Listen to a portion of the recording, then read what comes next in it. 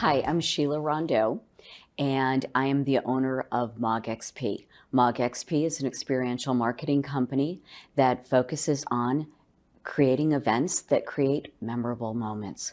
My guest today is Bill Wallace, and Bill Wallace is an industry leader who has brought the right people together under the right conditions, the right places for all the right reasons. Bill is truly a master in his craft and a true industry leader.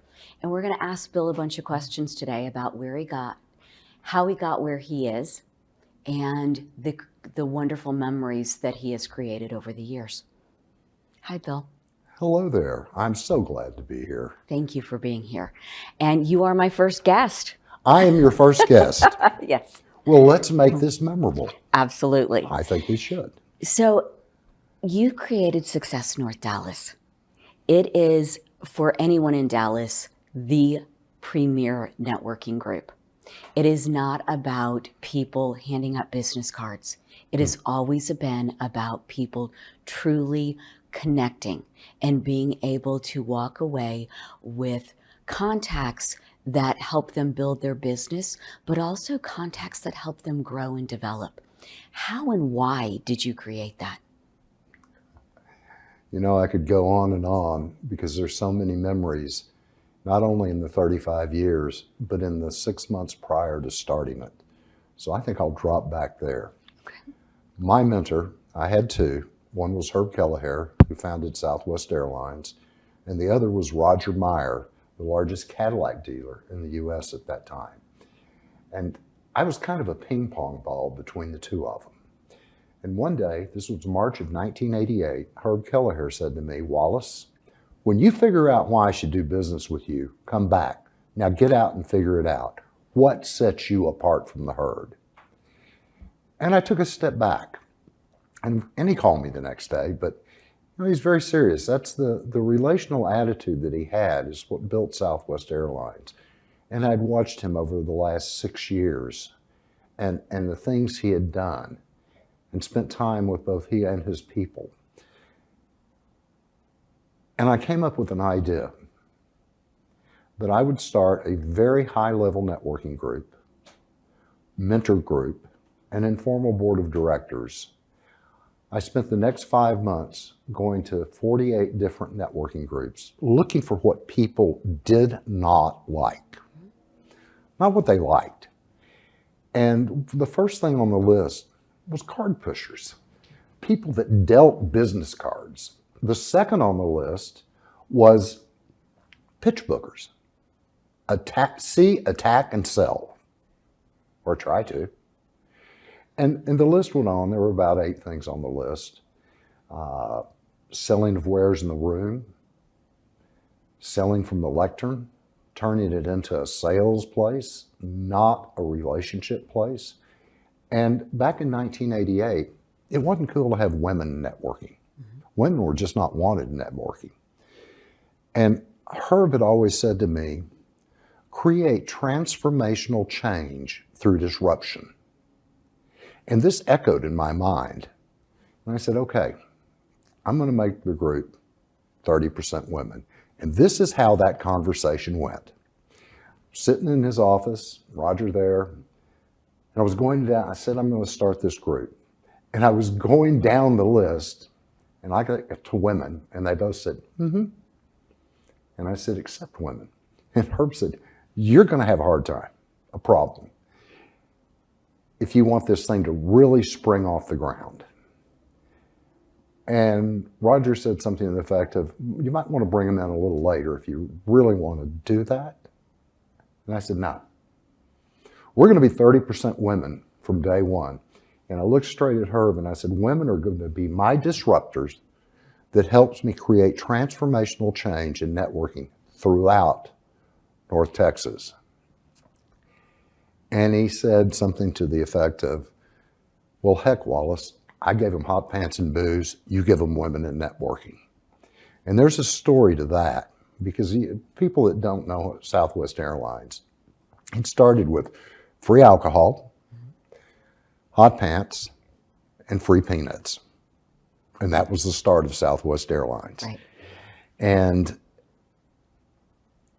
I didn't realize what that statement really meant until 25 years later when we did our 25th anniversary luncheon. A luncheon that Ambridge Hotels paid for the whole thing for 440 people. The only luncheon we've ever done. We'll do another one at 50, 75, and at 100. One of my proudest moments, well, first of all, we had Ross Perot Sr. welcome, Boone Pickens hosted. We had the CEOs of Fluor, USAA, 7-Eleven, and Buffett's company, BNSF, yes, all on the same dais, and we honored Nancy Lieberman. 440 people in the room. Thank you to Dave Johnson, Ambridge Hotels CEO at that time. And when I turned and looked out at the room, it was one of my proudest moments. The room was 50% women. That's fabulous. And yes, women were my disruptors, you, that helped me create transformational change in networking. So as Success North Dallas moved forward, I thought it'd last 3 to 5 years. And 3 to 5 years, I'm ready, 5 years, ready to shut it down and move on. I'd separated myself from the herd, and this voice came to me and said, "Be quiet, my son, go back to work, you're not done yet."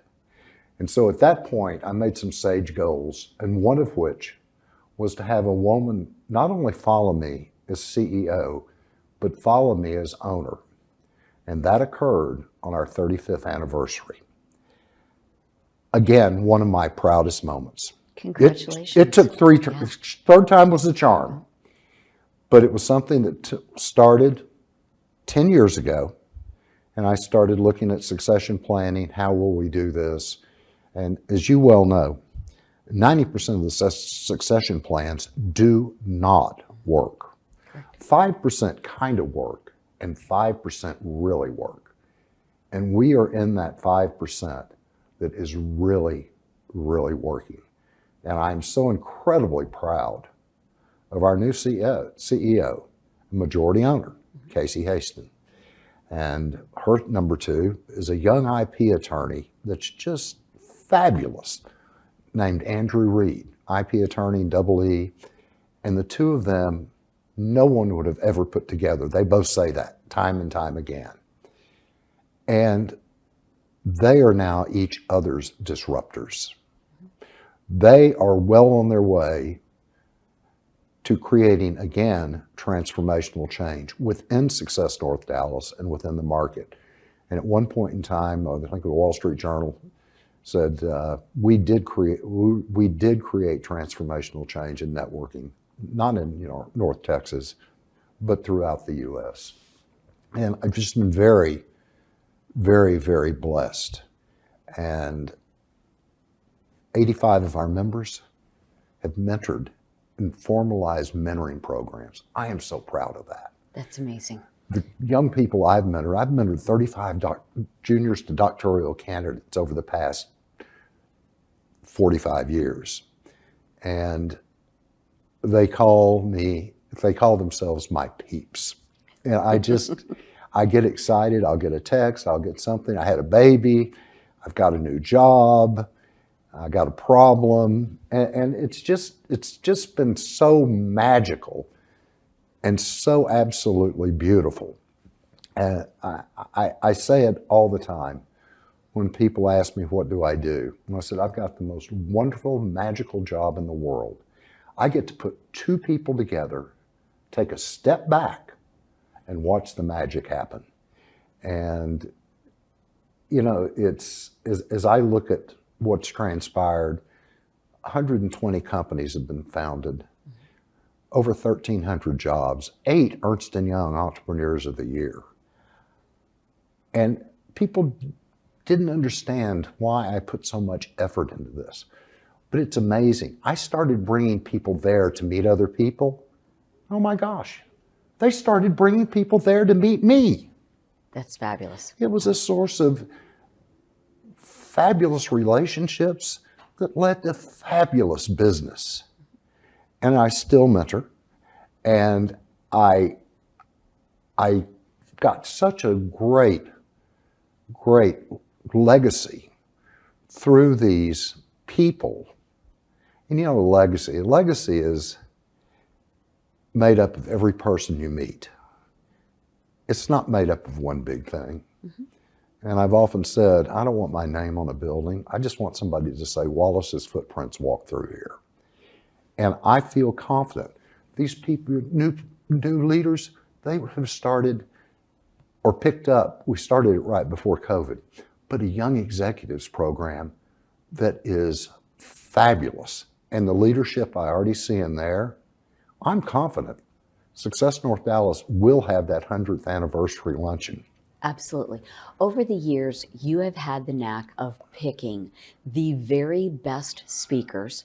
I know that you've never paid speakers to come in, but you've connected with people at such a level that they've wanted to come.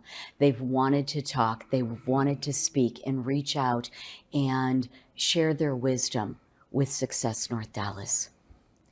What did you use as your filter on who you selected, and how did you create those relationships? It sounds very anecdotal, but my formula has been current, topical, with immediate takeaways. Okay. A name that will fill the room even if he or she speaks on janitorial services, or a topic that will fill the room even if the janitor speaks on it. And I tried to stick true to that, and I have. We've been burned twice in 35 years by speakers who didn't adhere and came to sell, and you know, that's just not what we are. We talked about a moment ago how about card pushers, dealing them cards. Yes, cards trade hands at Success North Dallas, but those are relational cards. Those are not somebody passing out cards. In 15 years, maybe more, even if you've asked me for a card, I've said, may I have your card? And some people say, well, I asked for it. Or some people just say, yes. And a card should tell a story. And the card does tell a story. The card has Success North Dallas with our interconnecting C's on the front. And I look down at that, hand it two hands, and say, success is what we all aspire to. Those interconnecting C's are how we do it. Flip the card over, and on the back it says connecting the right people for the right reasons at the right time. And I simply say at that point, how may I connect you? Because you have to make it about the other person. In regards to the speakers, one of my greatest sources of speakers has come from speakers that have spoken there. And they're amazed at the room. Some say it's spiritual, some say it's magical. I've had people like Donnie Nelson and the gentleman that used to run DFW Airport, Mr. Fagan, say, I've never spoken to a group like this. I've had receiving lines, a lot of places I've spoken after the fact. And this is the only one nobody's ever asked for anything from me. And the room self-polices itself. Absolutely. Members will tell somebody to put up their cards, that this is not the place for that. We have some people that self-select out. And we have some people that we've simply asked not to come back because we adhere to our mantras. And our new leadership is doing just the same thing. I'll never forget, one day I was at the National Speakers Association. I was marketing director for a while for NSA North Texas, National Speakers Association here. And I was at a pre-meeting of about 80 people, and everybody was going around making their self-introductions. And when it came to me, the gentleman that was hosting it, who's a Hall of Fame speaker, a guy named Jeff Hazlett, when it got to me, he said, I'll introduce him. That's Bill Wallace. He's from Dallas, Texas, part of NSA North Texas. And he doesn't pay speakers. But if he ever asks you to speak, get there as quick as you can. because it's an experience and it'll be worth it.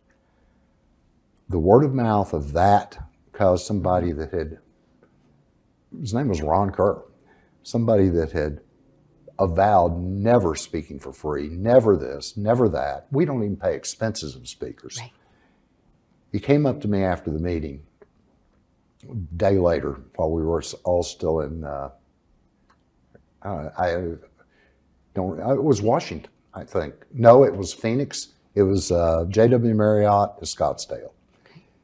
He came up to me the next day and he said, look, I know I talk about this, but if you want me to speak for you for free, I will do it. Love it. And this year, half of our speakers are, I'm sorry, we're in a new year. 2023, half of our speakers don't open their mouths for less than 20 or 25,000. And it's not me. It is the people in the room that causes them to come. It's that it is a safe space. And I've worked harder keeping Success North Dallas a safe space than I've worked at anything else. And it is truly that, and it continues to be that.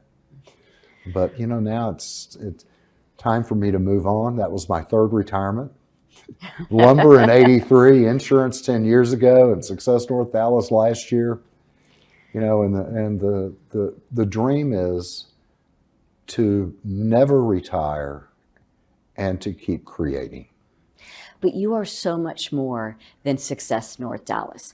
Over the years, you have been involved in the entire Dallas area. You have put your fingerprint in so many different things through the charities here, through other organizations, and through working as a mentor and as truly an anchor in industry here. When you look at your footprint of Dallas, where you've been able to touch and truly make a difference, I look at some of the charities you've been involved with. Tell us a couple of those that really touch your heart and you feel like you're able to provide something different for. Well, to preface that, to he who much is given, and it doesn't have to be very much, much is expected. And I got a letter in 1979. I was in the lumber business. And that letter said, would you help us build a house? And I took a Sharpie and I wrote a note on it. If you're crazy enough to ask, I'm crazy enough to say, yes, you want to tell me about it? And signed it, Bill, wrote my phone number on it. And that was from Dr. Dale Fuller, head of oncology at Children's Medical Center, now Children's Health. And I got involved because I thought they couldn't do it without me. There were 20. We opened it debt-free, Valentine's of 1981. And after the house was built, I was vice president of community interaction over the Speakers Bureau and interacting with the community because I knew a lot of people, native Dallas. And I was down there playing with the kids. This is 6 months after it opened. And when I walked back to my car, I had tears rolling down my cheeks. I got in my car and I sat there and I cried. And I realized that I got involved because I thought they couldn't do it without me.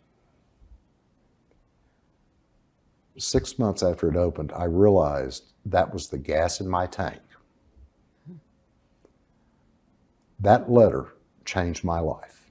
That letter, I was 29 years old, changed my viewpoint on things, introduced me. That letter's responsible for me meeting Herb Kelleher, me founding Success North Dallas, and so many other things.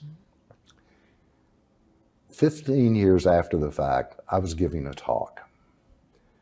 And Dr. Morris R. Fleming asked a question. If you could change one thing in your life, what would it be?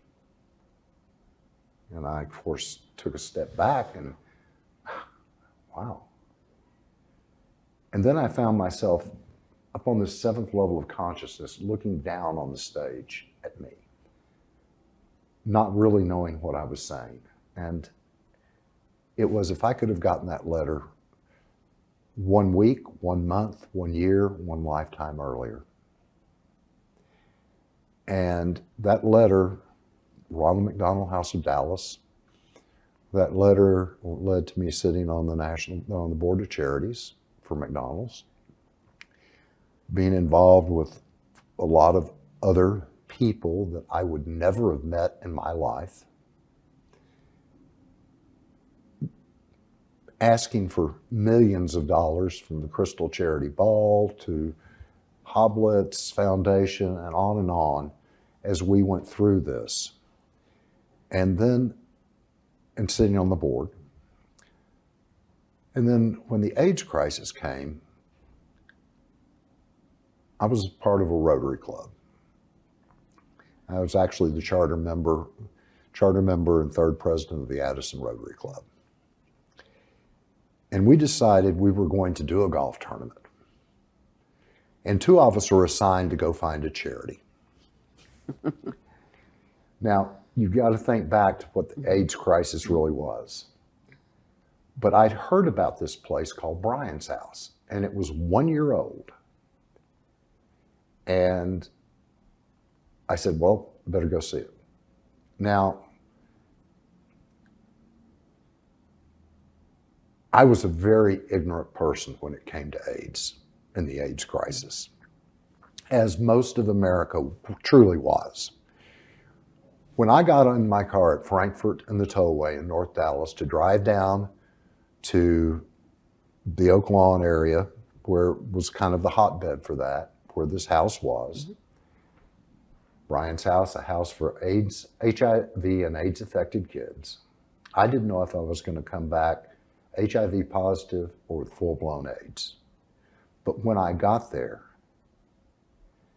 and one of those kids, those people, those kids, singling out as we were doing, when one of those kids crawled up in my lap, I realized it wasn't those kids. Those were our kids. Yeah. And I was able to convince 25 people, 99% male, to take on HIV and AIDS.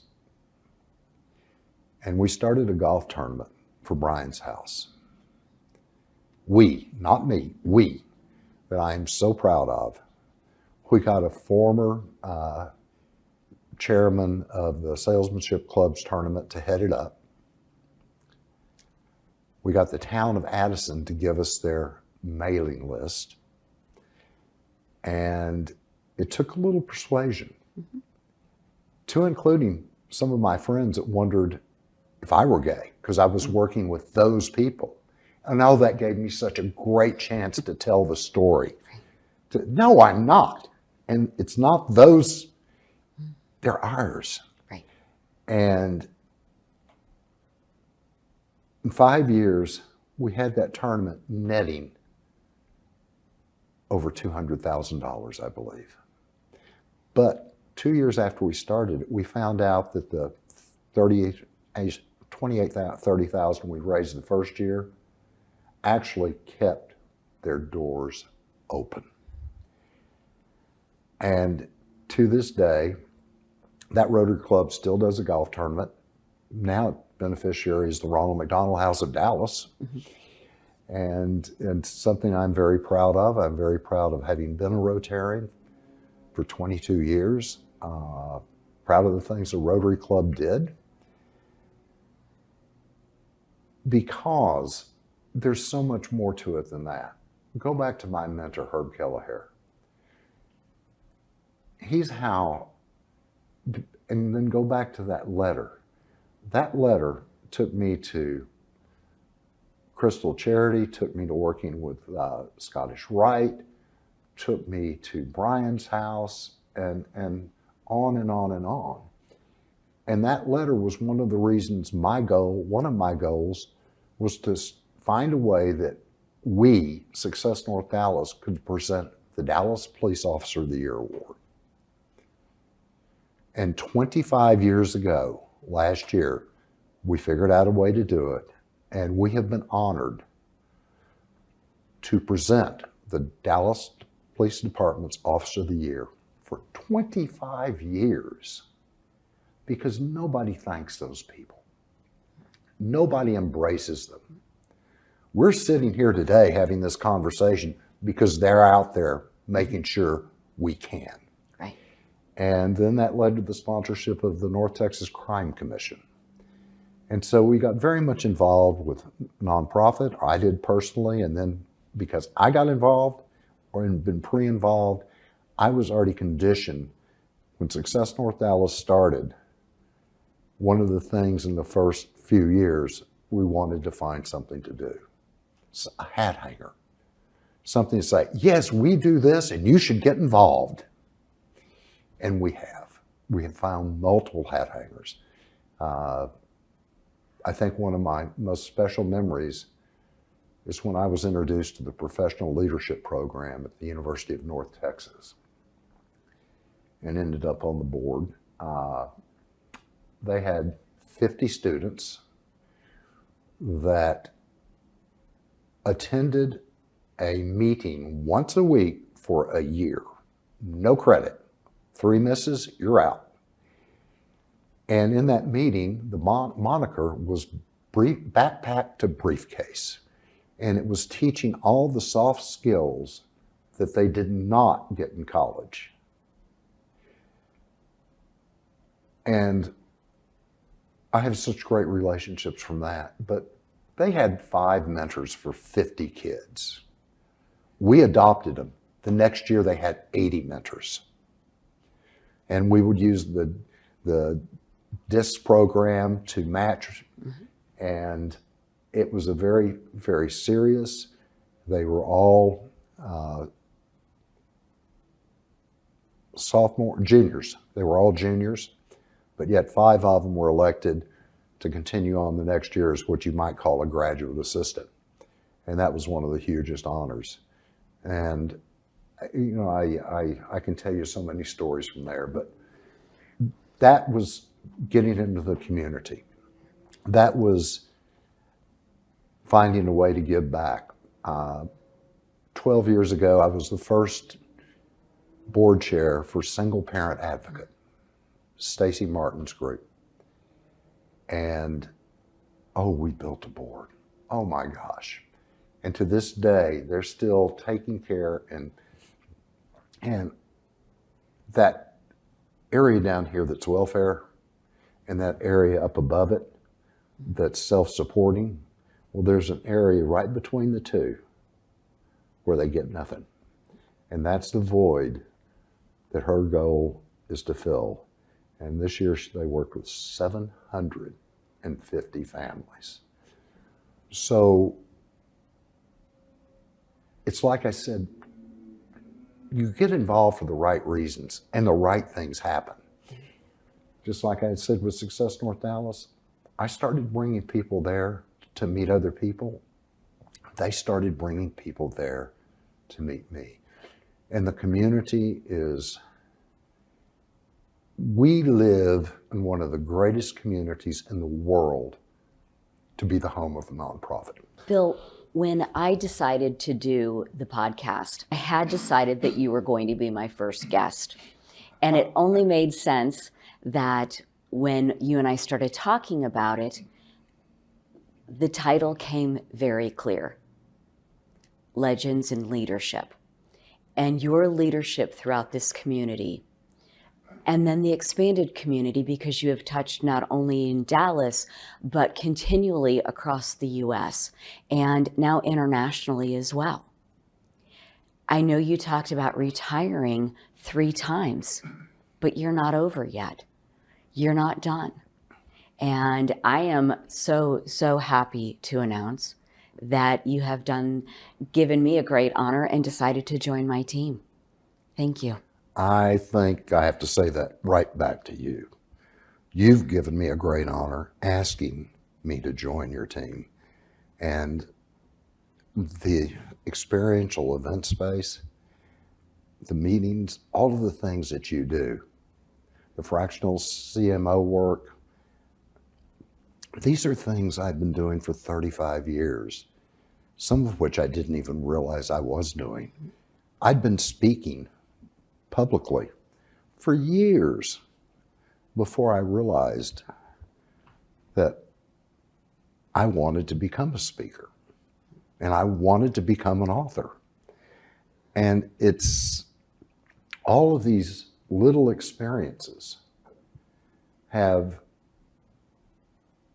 built, if you build a great foundation, which my parents did, and growing up here did, it's easy to build on top of it. And I often say to young people, in fact, I spoke Tuesday night to a young professionals group. Access is the key to success. I don't care how many patents you have, how many widgets, how many PhDs. Without access, you have nothing. And we went through a period of time where people were keeping jobs for a long time, and they didn't keep a Rolodex. That old thing, you call it digitally other things, and they would leave that particular job and they'd have no access. They'd have no network. Networking is so incredibly important because access is the key to the kingdom without any question. And so we created events for access. We started a happy hour. Our young executives group, we have a veterans initiative. We have a women's initiative. And these aren't all my ideas. Now, I had a core group around me. I had a guy named Jan Claudner. 34 of the 35 years, he was my number two. And he was behind the scenes and did the tech side. I was out in front of the scenes. It took me 10 years to get him to come to the lectern the first time to present the Dallas Police Officer of the Year Award. He said, no, I don't want to do that. I don't want to do that. Now he can't wait for every February. And last October, we created a legacy award. And the first one that we gave was to Jan Claudner. And that just did my heart so much good. And through all this, the nonprofit, I was introduced to a major foundation and international, headquartered out of India, the Art of Living. And 5 or 6 years after the AIDS crisis, I got this strange phone call. And it said, would you help us organize our 25th Silver Jubilee in Washington, D.C.? We got half of the Supreme Court committed to come. We've got this, we've got that. What? And I said, tell me a little bit more. And they said, we are the largest non-religious, non-governmental organization in the world. And so I helped him. Actually, one of my mentees received an award there because they wanted somebody from Dallas as well, this area, and got to meet the founder. And then in 2006, I got another phone call, and they honored me with their International Humanitarian Award of the Year. And for the work back with Brian's house with AIDS. And that opened up so many international doors. In fact, one of the meetings this year, we had people at Success North Dallas, we had people come in from 19 states. I think this last year we've averaged 7 to 8 states having somebody in. And I just look back amazed in 3 countries. We have 2 international members at our top membership, and it's just been amazing. If you talk about a script that you cannot write, that would never happen, this was that script, Success North Dallas. Because, you know, it goes back. When one man shuts a door, another man or woman comes through behind him and opens it. And we have been opening doors like you cannot. I can't even articulate it. You have spent an entire career in connecting people and creating experiences. And I see this next phase as the perfect opportunity to create more experiences. That's our focus. It is connecting people and changing people's thoughts and feelings about where they are, what they're doing, and what the future holds. And I am looking forward to doing that together. This is going to be a trip.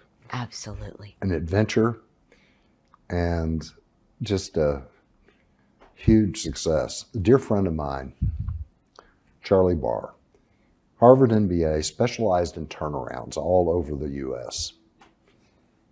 And he said to me one day, he said, let's have some fun, do some good, and make some money all at the same time. And I think that's exactly what we're going to do together. Fantastic. And I look forward to it. Thank you so much for being on the show with me. For me, again, it was the perfect segue into creating this podcast, is that I wanted to have a true legend in leadership, and you have shown your leadership in this community and throughout the country for 35 plus years. Thank you. Thank you so much. This has just been an honor, and you know, it's been downright fun. Let's do some more.